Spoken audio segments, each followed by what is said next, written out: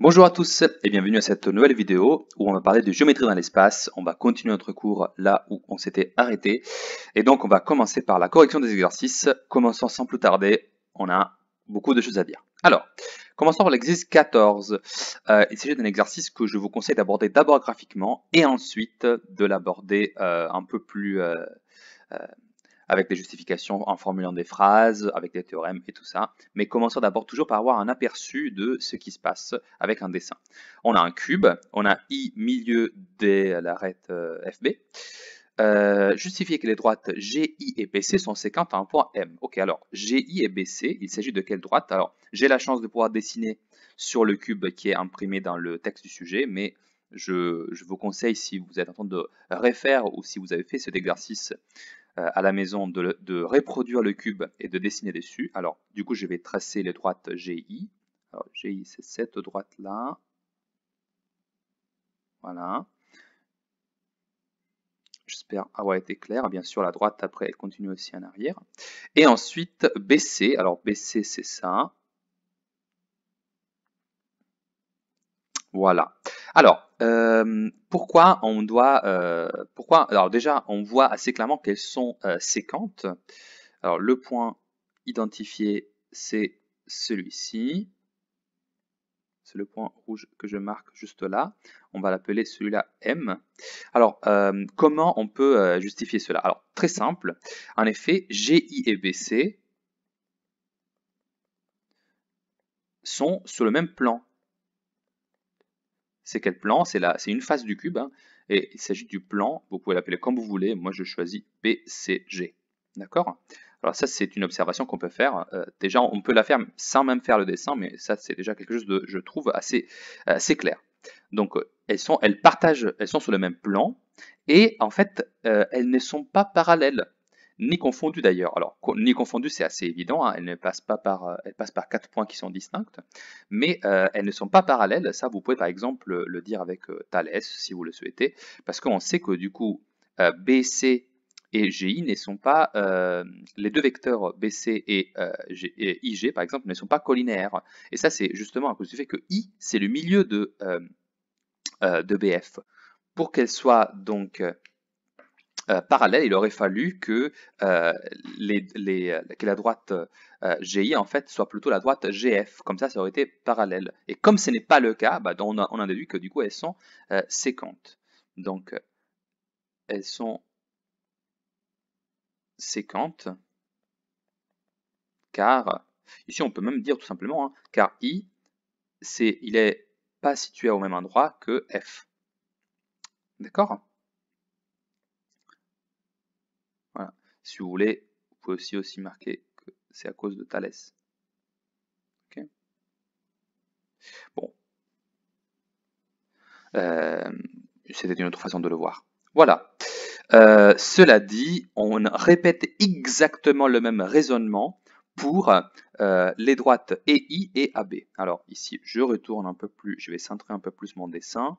Là, on va s'occuper de EI et AB. Alors AB, elle est facile à tracer. Je vais donc la tracer. Alors je change de couleur juste pour que ce soit clair. Alors, je vais faire maintenant des droites en bleu. Alors AB, c'est ça. Et maintenant, je dois faire EI. Alors, EI, je vais essayer d'être le plus attentif possible. EI, c'est ça. Voilà. Encore une fois, n'oublions pas de les prolonger aussi des autres côtés. Voilà. Et qu'est-ce qu'on trouve? Eh bien, on voit que avec le même argument, mais cette fois-ci sur le plan ABE, par exemple, vous trouvez qu'il y a un nouveau point. C'est ce point-là, le point N, dans lequel elles sont séquentes. Voilà. OK. Alors, maintenant que nous avons trouvé le point M et le point N, on peut commencer du coup à se poser des questions sur l'intersection des plans IGE et ABC. Alors, IGE, c'est le plan qui est identifié ici, par exemple. J'essaye de vous le tracer. Alors, IGE, c'est ce triangle-là, bien sûr. Donc, il s'agit de ce plan-là.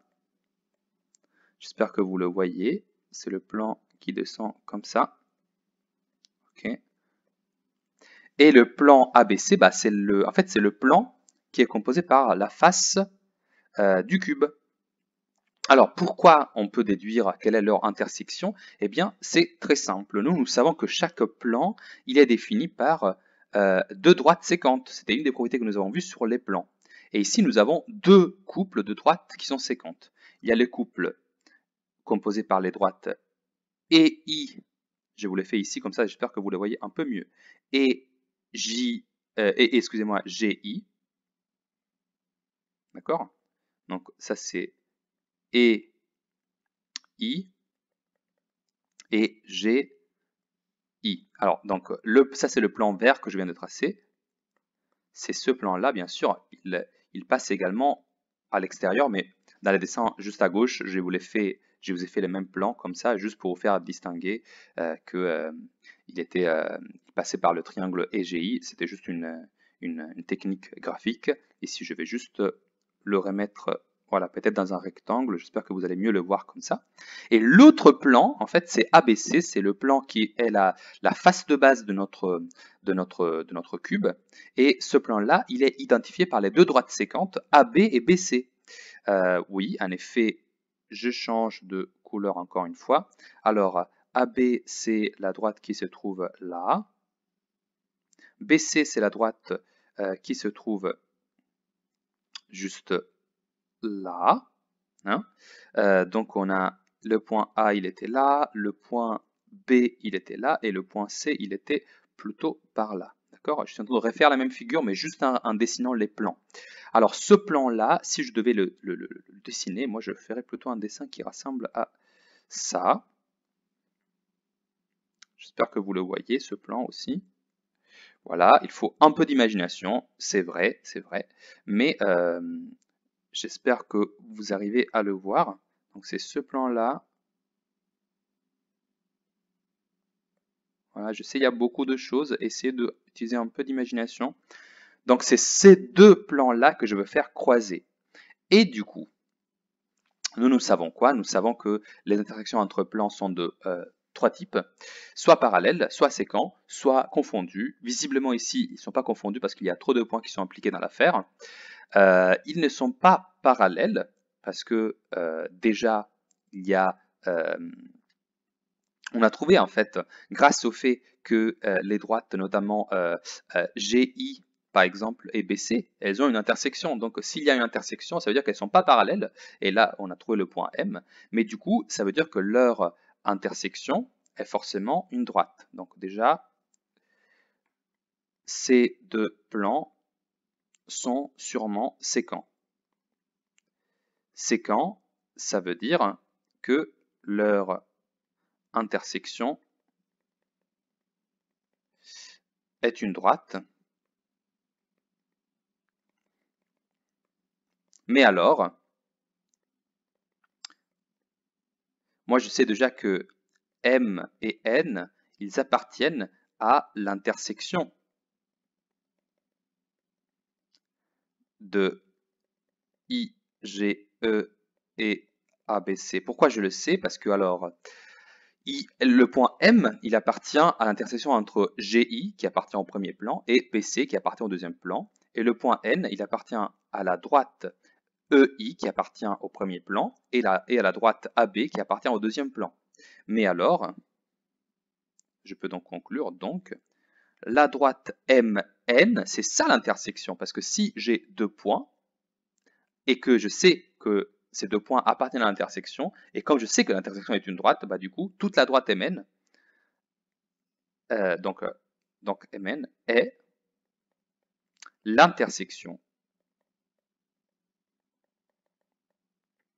de ces deux plans. Je vous dessine juste la droite MN. Alors, peut-être que ça va vous donner du coup un peu plus de perspective sur ce petit problème. Voilà.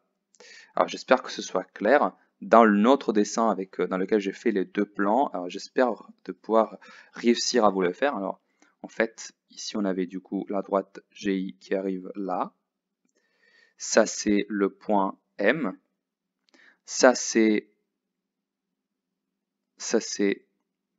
le point N. Voici donc la droite, MN toujours. J'espère que vous arrivez à la voir. C'est donc l'intersection entre les deux plans. Elle se trouve sur les deux, vous voyez. Sur le plan, entre guillemets, un peu plus en pente, c'est le plan EIJ. Et le plan plus plat, c'était le plan ABC. J'espère que vous arrivez à la voir. Je sais, c'est un peu difficile, mais j'ai confiance en vous pour éventuellement passer un peu de temps, même sous cette vidéo, à regarder ou à refaire la figure chez vous pour avoir une idée un peu plus claire. Voilà. On va maintenant corriger donc l'exercice 21. Alors, vous allez voir, c'est un peu plus simple, mais il va falloir utiliser un petit théorème vu en cours. Alors, on a une pyramide à base carrée, très bien. I et J sont les mesures respectives de BS et CS, et un point au hasard, hein, dans la face ADS, très bien. Montrer que les plans IJK et ADS se coupent suivant une droite parallèle à AD. Bon, alors, pour commencer, du coup, faisons quelques petites remarques. Alors, d'abord, je commencerai pour dire que, vous savez, hein, la droite BC, elle est bien parallèle à la droite AD. D'accord? Parce que nous sommes dans un carré. La base de la pyramide, on le sait, hein, c'est un carré. Bon, ça, je pense, c'est une première info assez utile. Et je pense que vous n'avez pas de difficulté à me croire. Ensuite, nous savons que I et J sont les milieux respectifs de BS et CS. Donc, en fait, si je considère cette droite-là, hein, la droite IJ, elle est parallèle à la droite BC. Ok. Pourquoi? Bah, ça, vraiment, c'est une application de Thalès, juste, tout simplement. Ok? Parce que c'est les deux milieux, d'accord? Donc, on a le triangle BCS, vous avez que IJ est parallèle à BC. Ok? Bon, mais alors, regardez, AD est parallèle à BC, BC est parallèle à IJ, donc moi je vais dire ici que j'en déduis, hein, parallèle avec parallèle, bah du coup c'est parallèle. C'est-à-dire, j'en déduis que IJ est bien parallèle à AD. D'accord? Je vais juste me le mettre en évidence parce que ça c'est vraiment important. Pourquoi c'est important? Parce que moi je vais utiliser en fait le théorème du toit. Alors le théorème du toit, qu'est-ce qu'il me dit? Il me dit que si j'ai deux droites parallèles appartenant à deux plans différents, donc ici les deux droites IJ et AD, donc visiblement il appartient à deux plans différents, hein. Alors IJ, elle est contenue dans le plan IJK, visiblement, hein. Et je sais aussi que AD, ça fait partie du plan ADS. D'accord? ADS. Et ces deux plans sont sécants. Ils ont une intersection. Et je sais aussi que IJ et AD sont parallèles. Mais alors, comme ces deux plans sont sécants en une droite, cette droite, on va l'appeler delta. Et par le théorème du toit, delta doit être parallèle à IJ et delta doit être parallèle à AD. Mais du coup, cette droite, c'est bien parallèle en particulier à AD. Voilà. Alors, je veux maintenant donner une représentation graphique de ce que je viens de dire. Je veux juste mettre en évidence ce résultat qui peut être déduit grâce à l'observation précédente. Voilà, il est juste là, ce théorème. Hein? Je vous le répète, hein, le théorème du toit, il nous dit que comme IJ appartient au premier plan, AD il appartient au deuxième plan, et que elles sont parallèles, ces deux droites-là, alors, donc ça c'est vraiment nécessaire hein, de la rajouter à ces moments-là, alors ces deux plans sont séquents en une droite delta, et cette droite-là, elle est parallèle aux deux droites précédentes. Voilà. Alors graphiquement, ça nous donne quoi? Alors ça va nous donner à peu près ça. Du coup, ça veut dire que je vais essayer de vous le tracer comme ça. Donc ça c'est ce plan-là. Donc la droite doit être parallèle. Alors, je vais essayer de la faire parallèle. Voilà. J'espère que vous voyez le parallélisme. Et du coup, je vais joindre tous les bouts. Donc cette droite, elle croise le segment AS ici. Elle croise le segment DS là. Alors, je vais appeler ces points, je vais les appeler le point P et le point O, les points rouges. Et du coup, je peux joindre I et P Voilà. Et le point et O et J. Voilà. Donc la section, maintenant, c'est celle que je trace en rouge. C'est cette section-là qui m'intéresse dans la question suivante. D'accord? Voilà. Ok. Donc, maintenant, je vais essayer de déduire la trace de la section de la pyramide par le plan IJK. Voilà. En gros, c'est ça la trace, c'est la partie vraiment graphique. Et préciser la nature du polygone. Alors, c'est quoi ce polygone? Donc, je parle du polygone. Le polygone, c'est P-O-I-J. Alors, ce polygone-là, qu'est-ce qu'on sait sur lui? On sait que PO, il est donc le segment PO, il est bien parallèle au segment IJ. Donc, le quadrilatère que j'obtiens, quadrilatère obtenu, est eh bien, j'ai seulement une possibilité. Quand je sais que j'ai seulement deux côtés qui sont parallèles, et ben, du coup, il s'agit d'un trapèze. D'accord? Effectivement, je pense qu'on peut essayer de le voir si je fais un petit dessin ici schématique. Si là je mets le point P, là il y a le point I, là il y aura le point J, et là il y aura le point O. Voici mon trapèze. Ok, en fait je peux aussi dire qu'il est isocèle. D'accord? Parce que les deux côtés PI et OJ, ils sont égaux. Pour affirmer donc qu'il est isocèle, je peux par exemple exploiter le fait que si je regarde les deux triangles SIJ, eh bien alors je vois bien que ce côté est égal à ce côté, les deux côtés bleu clair. Si je regarde le triangle SPO, je vois bien que ce côté-là, il est égal à ce côté-là. D'accord? Et donc les deux triangles SPI et le triangle SJO, ils sont aussi égaux, et donc ces deux côtés jaunes doivent être égaux. Alors, c'est une preuve pas très rigoureuse pour le moment, parce que je pense en fait que dans la question ici, c'était juste nécessaire de dire qu'il était trapèze, mais bon, je voulais quand même vous dire que si vous voulez aller plus loin, c'est aussi isocèle. Voilà. Sans plus tarder, je vais passer à l'exercice suivant. Alors l'exercice suivant, en fait, ça va me servir d'ouverture aussi pour le cours d'aujourd'hui, car en effet, il s'agissait vraiment d'un exercice au milieu entre le cours que je venais de faire samedi dernier et le cours prochain. Donc à tout de suite pour le prochain exercice.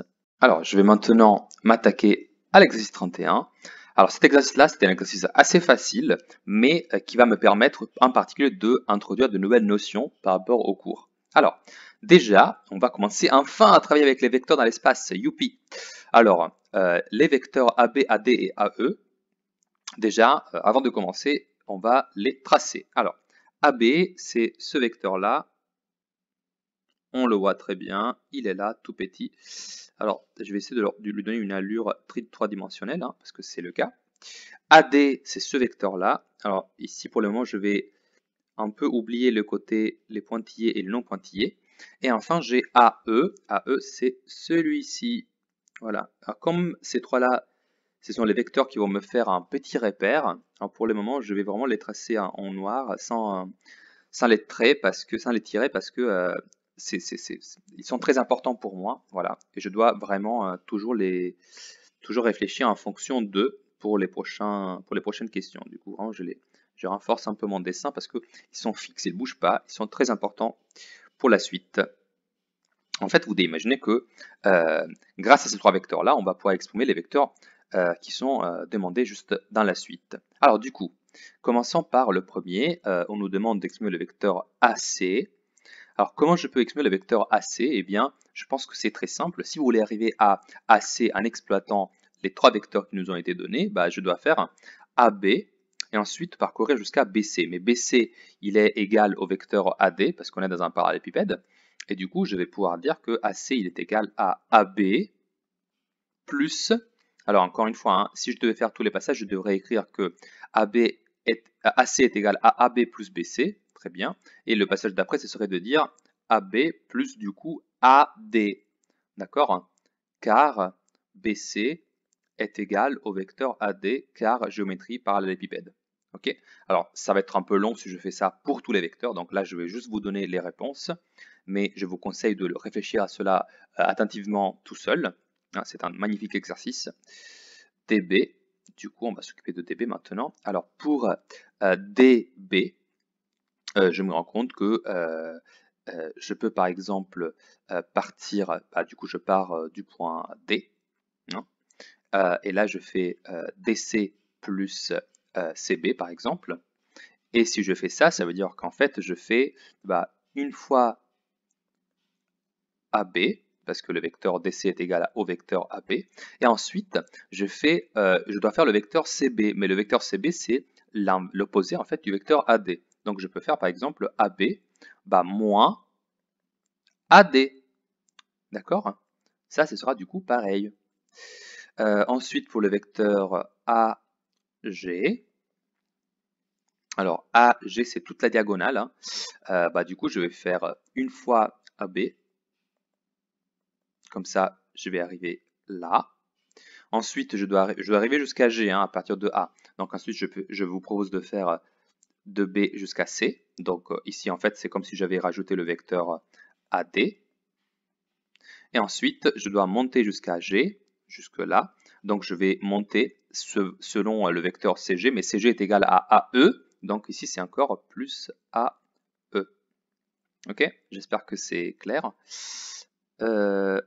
Voilà, j'efface les points de construction. Ensuite, j'ai le vecteur EB. Alors, EB, il est où? Alors, EB, c'est donc de là jusque là. Voilà. Donc, ça veut dire que je pars de E. Pour arriver là-bas, je peux faire par exemple de E jusqu'à F. Ça équivaut à faire AB. Donc, je vais noter AB. C'est la même chose parce qu'on est dans un parallélépipède toujours. Et ensuite, je redescends selon le vecteur FB, mais le vecteur FB, en fait, c'est l'opposé du vecteur EA. Donc, je vais faire moins, excusez-moi, AE. Donc, je vais faire moins AE. Parce qu'en fait, c'est le vecteur EA, donc moins AE. Et moi, je dois toujours exprimer en termes de AB, AD et AE. Voilà, ça c'est fait. Il nous reste à faire seulement HB. HB, voilà, tac, tac. J'efface juste les traits de construction du dessin précédent. Oups, j'ai aussi effacé un morceau de mon vecteur. C'est pas grave, je vais le refaire. Tac, tac, tac. Voilà. Et HB, du coup, on disait, alors HB, c'est l'autre diagonale, hein, très intéressant cette question. Donc, tac, j'espère que vous la voyez. Donc, c'est ce vecteur-là qui m'intéresse. Alors, je pense du coup que je peux partir du vecteur H, arriver jusqu'à G, et en faisant ça, en fait, je répète encore une fois AB. Ouais, parce qu'il est toujours grâce au fait qu'on est dans un parallélépipède, c'est ce vecteur-là. Ensuite, je vais passer de G jusqu'à F. Et alors, GF, c'est l'opposé du vecteur AD. Donc ça, c'est moins AD. Et enfin, je descends de F jusqu'à B, d'accord, qui était ma destination finale, effectivement. Et ça, c'est l'opposé du vecteur AE, donc je vais faire moins AE. Et voilà, j'ai fait tous mes vecteurs. Alors j'espère que c'est clair. Si vous avez des questions, n'hésitez pas à me les poser en message privé. Je serai heureux d'y répondre. Voilà, maintenant, il nous demande d'exprimer AG en fonction de AF et EH. Ok, alors, exprimer AG. Alors, AG, c'est qui déjà? Alors, c'était la grande diagonale, on l'avait déjà traité tout à l'heure. D'accord? Donc, on sait que AG, c'est celui-là en particulier. Voilà, on l'avait déjà fait. De l'exprimer en fonction de AF. AF, c'est qui déjà? Alors, AF, c'est celui-là. Je vais vous le tracer, AF. D'accord? Et de EH. Alors, EH, il est là.